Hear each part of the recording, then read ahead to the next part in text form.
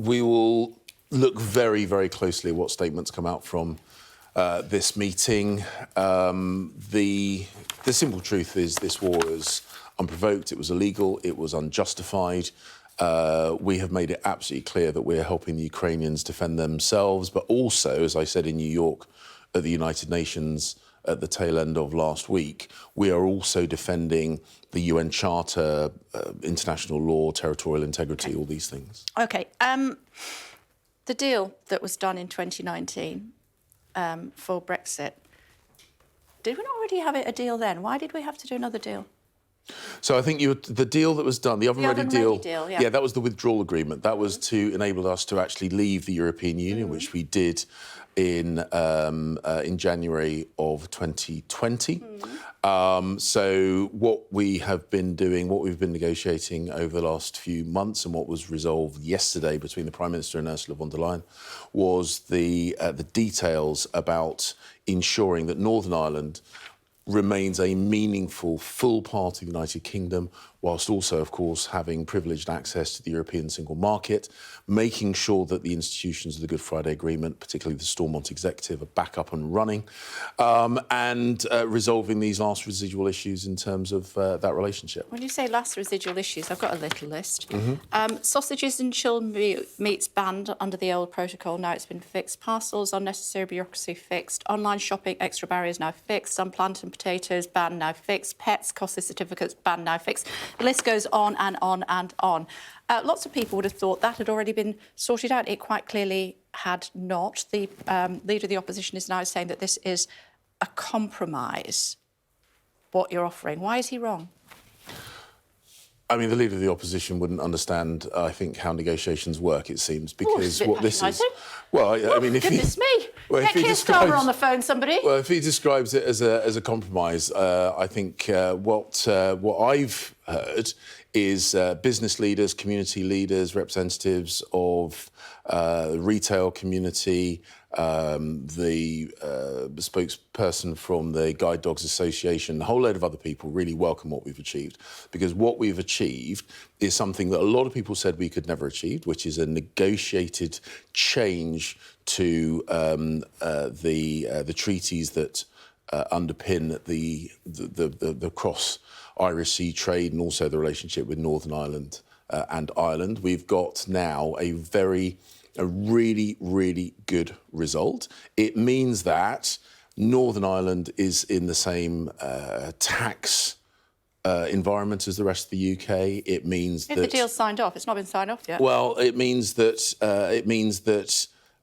products from within the UK can flow as freely from Birmingham to Belfast. It's not been signed off yet. But this is a really, really good. This is a really, really good agreement, which, as I say, protects Northern Ireland's part of the UK, also gives them that privileged access to the single market, and I think really, really importantly, gives the elected representatives of the people of Northern Ireland a genuine say in the rules and regulations that affect them. You need the DUP on side. What's the boss going to say when he goes to Northern Ireland this morning? Well, I think what he's going to do is going to talk through the practicalities of what's been agreed. We listened very, very carefully to the people, the businesses and the elected representatives of Northern Ireland, particularly the unionist community and their representatives, who really felt that the protocol was severing that incredibly important link between Northern Ireland and the rest of the United Kingdom. And that was because your old boss, your big buddy, said that there wouldn't be a border down the Irish Sea. And it might be a softer one now, but it's still there. So when it comes to the movement of goods within the UK, there will be no greater regulatory burden than moving things from Birmingham to Braintree. Still a border? No, there isn't. OK, so why do we need to have green and red Because the red lane is for stuff that ultimately will be crossing a border into the European Union, into Ireland, into the European Union. But within the UK, there is no border. The regulatory environment is exactly the same as if it's moving anywhere else within the UK. Products that weren't available in Northern Ireland will be available. Meat products, sausages, for example, seed potatoes from Scotland, yeah, I know, you told us all that had been fixed previously. Yes. So this means that the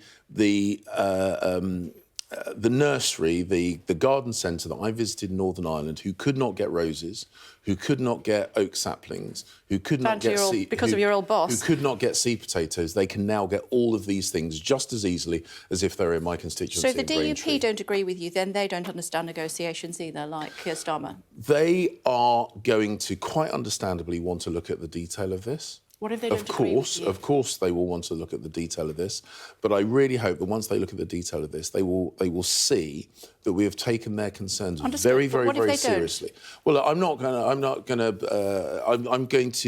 to give, and I know them, respect them very much, and they know. I know all the MPs of the DUP, and I've had a chance to meet their leadership in Northern Ireland. I think they will know that I've been very focused on the concerns that they have expressed on behalf of their community. Do they still have the power to scupper a deal?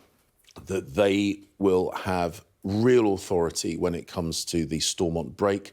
They will have a genuine say. Do they still have the power to scupper a deal? Well, what I really hope is they'll look at this and they will understand. But do they still have the power to scupper a deal? Well, look, ultimately, this is about making sure that the people of Northern Ireland are served properly. That means getting the Stormont up and running. But do they still have the power to scupper a deal?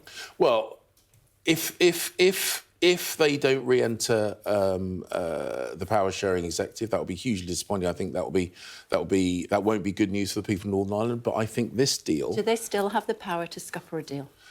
Ultimately, yes. We want Stormont up and running.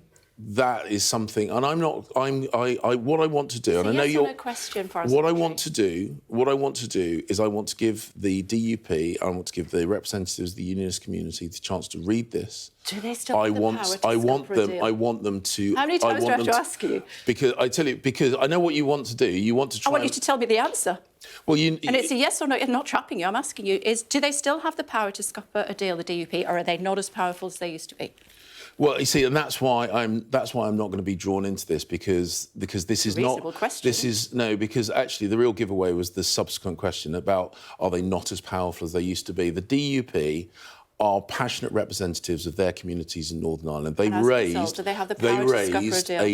raised a number of concerns about the implementation of the protocol. We listened very carefully, and we have systematically gone through to resolve the issues, to make sure that the tax and regulatory environment. We know the details. We know the details. I've just read them all out for people. Well, we went through all of those. Then you wouldn't have to. But you won't answer my question about the DUP and whether they're still powerful enough. So you'll recognise that the Commission has moved a very long way from the starting point. That they've agreed things that we were told with great confidence would never be agreed.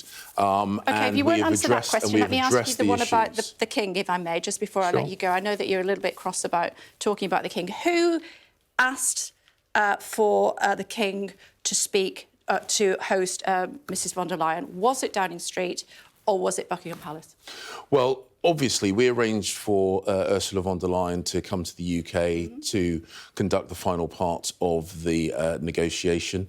We of course, informed the Palace, and ultimately, with the visiting of any senior international representative. So you said to the King, get the best china out, and he said, yeah, OK. Whether it be President Zelensky or President von der Leyen from the EU. So, but ultimately, decisions about the King's Diary are rightly for the Palace. 8 minutes flies by, doesn't it? It's good to talk to you as always. Thanks.